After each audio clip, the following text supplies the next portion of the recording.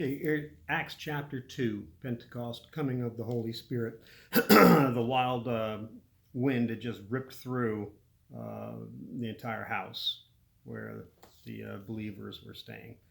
And there were devout Jews from every nation under heaven staying in Jerusalem at that time. When they heard this noise, they came together in a crowd. They were deeply puzzled because every single one of them could hear them speaking in his or her own native language. They were astonished and amazed. These men who are doing the speaking are all Galileans, aren't they? They said. Yeah, one of the things that amazed them was that the power of the Holy Spirit was working through Galileans.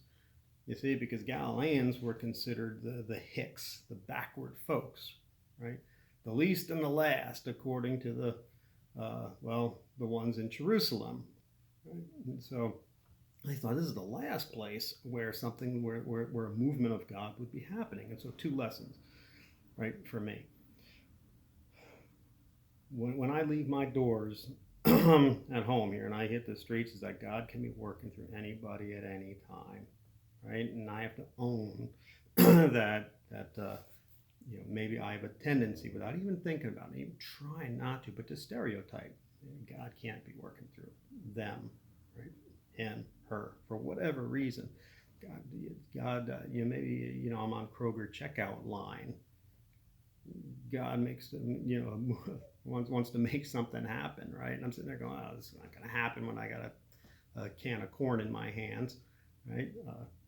But you don't know, and we don't know. So we should always be on alert for the power of the Holy Spirit, right, working its way through our life. The other one is that I believe there is a tendency in the church culture, because I run into this, where there are folks who seem to think that because there are pastors, right, like me, who have been to school or whatever it is, that somehow we're especially endowed or something.